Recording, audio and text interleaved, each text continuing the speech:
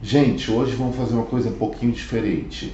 Estamos no domingo, não é segunda-feira, então o quadro que vem por aí está sendo gravado um dia antes, em primeiro lugar, para incluir as informações de segunda-feira e depois vamos ver se dá uma reagida na nossa audiência, que não está lá essas coisas, tem muito que melhorar. Gente, vamos para o trabalho então? Meu nome é Eduardo Starosta e esse é o canal Fora de Curva. Bom, começando então pela segunda-feira, amanhã a Receita Federal vai divulgar uma informação que deveria ser colocada aos brasileiros na sexta-feira, atrasou, então vamos abordá-la novamente. É a arrecadação dos impostos federais, a Receita Federal, pela própria Receita Federal. E esse, quando divulgado, que vai ser referente aos dados de janeiro, vai ser um indicador muito sintomático da atual situação da economia brasileira e também do fisco, é verdade. Vamos lembrar que em dezembro a última arrecadação de 2024 chegou a 261 bilhões de reais, ou seja, 30 bilhões de bagarotes a mais do que foi arrecadado no ano passado.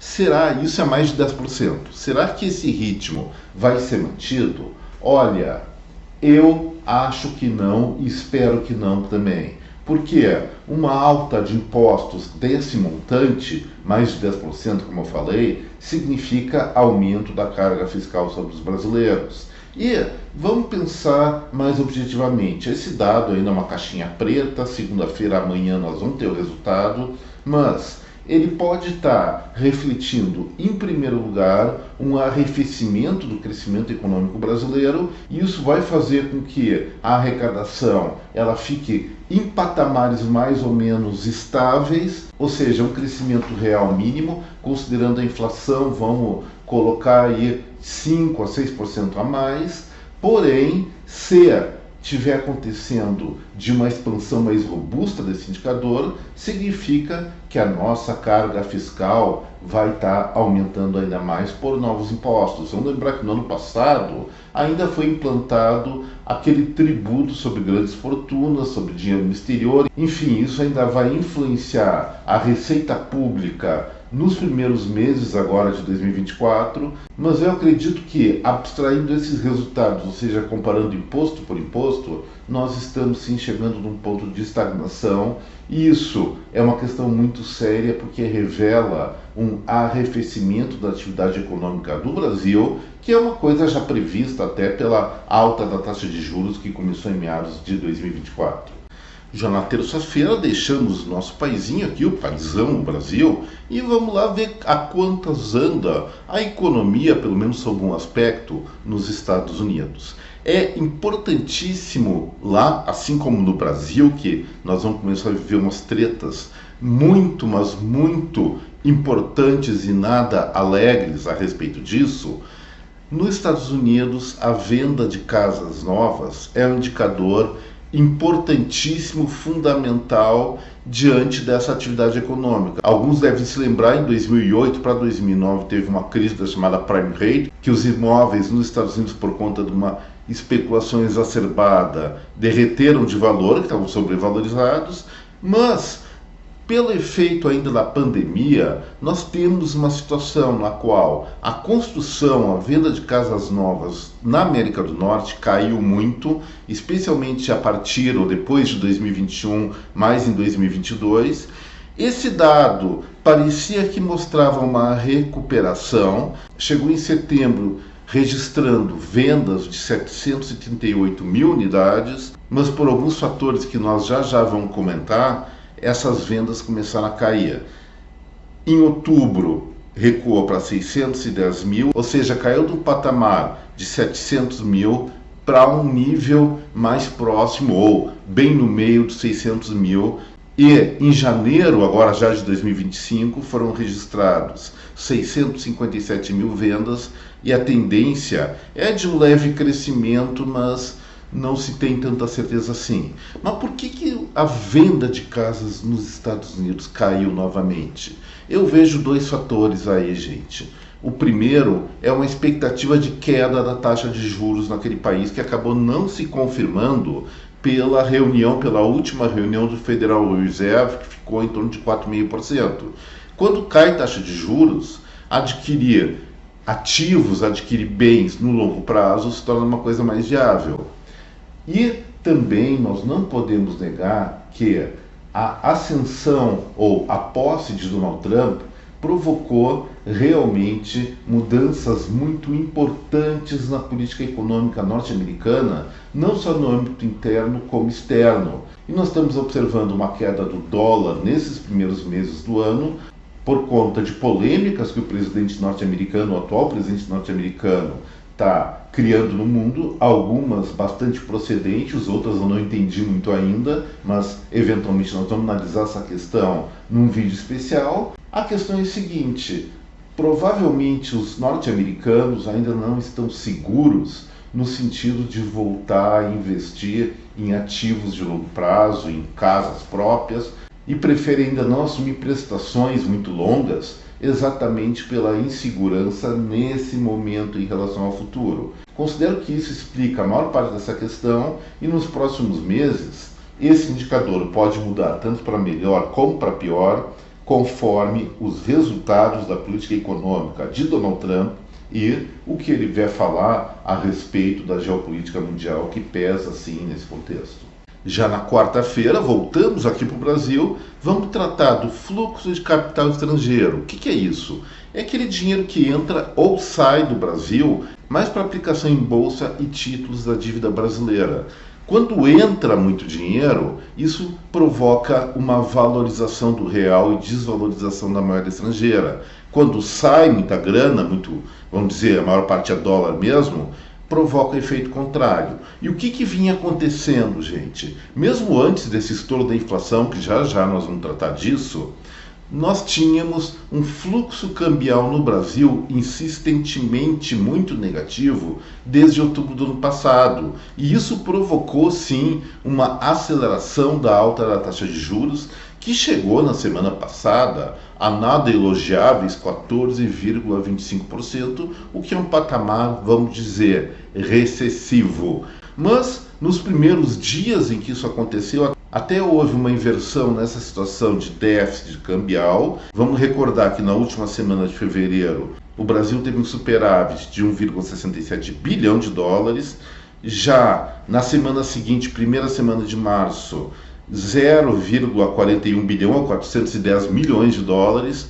Porém, a situação se inverteu poucos dias após a reunião do Copom, ou na própria semana da reunião do Copom, que foi semana passada. No dia 12, no relatório do Banco Central, do dia 12 de março, já tem um fluxo negativo de 783 milhões de dólares, e na semana passada o resultado do dia 19 revelou uma queda de 2,3 bilhões de bagarotes em dólares, é claro. E isso aí, gente, revela o quê? Revela que o investidor está preferindo continuar mandando o dinheiro que está aqui no Brasil para fora. Tem mais preferência por emissão do que entrada de valores para aplicação no mercado financeiro e no mercado de valores. Isso significa o quê? Continuidade de incerteza aqui no nosso país.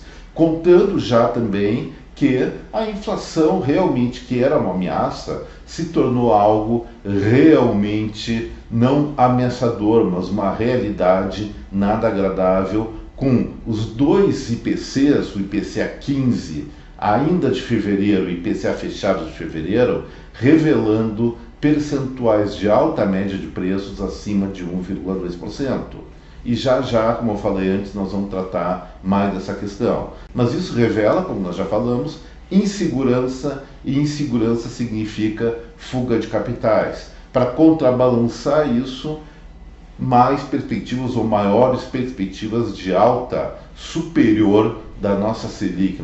Na próxima reunião do Copom, lembrando que tem muitos analistas de plantão dizendo que o teto é 15%, mas de acordo com esses resultados, vamos lembrar, inflação alta e evasão de capital para o exterior, provavelmente ela sim, mês que vem, que deve ter outra reunião do Conselho de Política Monetária, ultrapasse o patamar teto de 15%. Deve chegar a 15,25% num jogo de sedução versus risco. O risco do Brasil está aumentando, e para contrapor esse risco e fazer com que a dívida pública, as contas públicas sejam geradas, o nosso país precisa de empréstimos e para isso, para captar esses recursos, o juro vai lá para cima. Lamentável. Com disciplina fiscal, ou seja, conter ou diminuir despesa pública e conter essa sede arrecadatória, as coisas seriam muito mais fáceis, muito melhores e o nosso país estaria numa situação econômica, social e de perspectiva de futuro muito melhor.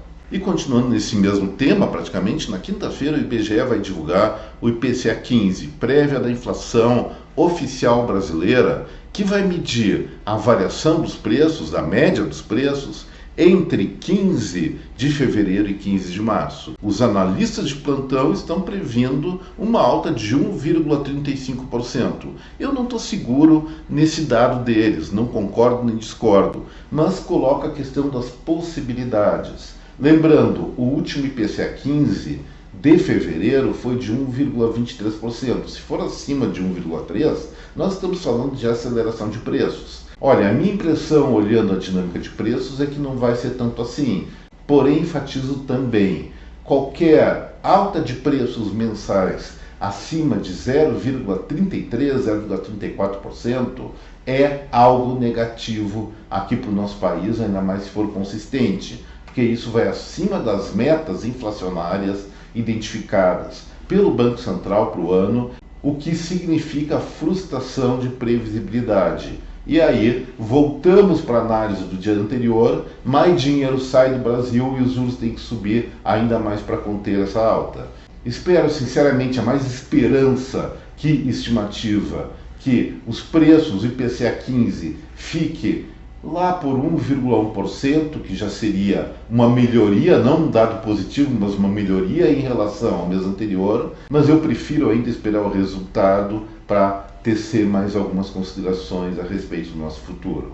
E finalmente, para encerrar o Fora de Curva de hoje, vamos sair um pouquinho mais do nosso Brasil, só que não vamos para os Estados Unidos, eles estão com essas encrencas, vamos para a Europa. Os europeus vão divulgar a confiança dos consumidores das empresas em relação ao futuro, em relação à economia, referente ao mês de março. Ou seja, é um dado de perspectiva, é um dado, eu acho que vai acontecer isso, ou a maior parte das empresas e da população acha que vai acontecer alguma melhoria ou piora. E os indicadores mostram que, sim, os europeus, especialmente a União Europeia, que nós estamos tratando na verdade, são tradicionalmente, ou estão sendo tradicionalmente nos últimos anos, pessimistas em relação ao futuro. Só tem uma coisa: as informações mostram que esse pessimismo vem diminuindo. Vamos pegar em setembro do ano passado, a confiança era de 96,2. O indicador diz o seguinte: acima de 100 é expectativas positivas, abaixo de 100 negativa. Então nós temos 3,8 pontos de negatividade nesse dado. Porém, o dado começou a melhorar, ou a negatividade começou a diminuir exatamente no início desse ano, com 95,2 pontos. Fevereiro já melhorou ou despiorou um pouquinho, foi para 96,3 e a expectativa dos analistas europeus é que chegue em 97. Mas por que o humor europeu, pelo menos para negócios, expectativas econômicas, de ganho de renda, ganhos empresariais, está ficando menos negativo? Aí é uma coisa meio maluca, mas aparentemente isso está relacionado muito fortemente com a perspectiva de renascimento ou revigoramento da indústria armamentista nos países da OTAN, praticamente todos eles na Europa envolvidos na União Europeia. Por que isso? Por que fabricar armas gera otimismo econômico? É óbvio, apesar de ser cruel. A indústria armamentista é de alto valor agregado, gera muito emprego e isso racionalmente aumenta ou melhora ou despiora, como se fala muitas vezes atualmente, o ambiente de negócios no mercado europeu. Então, a história do Trump de não apoiar mais os países europeus está surtindo alguns efeitos colaterais que não se dá para dizer que são completamente negativos no âmbito da economia europeia. Parece que é isso que está acontecendo. Vou aguardar mais indicadores, a confirmação dessa melhoria ou dessa despiora de pessimismo porque essa pode ser uma nova frente para financiar a retomada do crescimento da Europa, que está parado, gente, ou está estagnado, crescendo muito pouquinho há muitas e muitas décadas, e isso não pode continuar eternamente assim. Gente, o que eu tinha para falar hoje era isso. Espero que vocês tenham gostado desse vídeo, e se gostaram, não esqueçam, like, compartilhamento e, evidentemente, a inscrição no canal para quem não é inscrito. Um forte abraço a cada um de vocês, uma excelente semana, deixo aqui meu até breve. Tchau, pessoal.